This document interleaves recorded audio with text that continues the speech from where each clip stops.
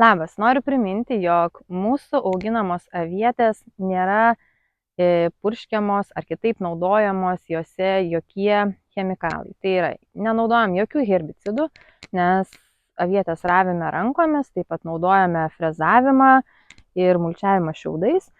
Nenaudojam jokių fungicidų, nes mūsų uogakrūmių nepuola jokios grybinės ligos. Jeigu ir pamatome kažkokį tai susirgymą, tai tą stiebą iškerpame ir pašaliname iš aviečių lauko.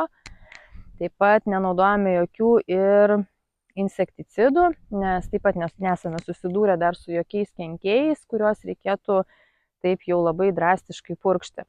Tai mūsų uogytės yra natūraliai auginamos, nenaudojant jokių, kaip ir sakiau, cheminių preparatų.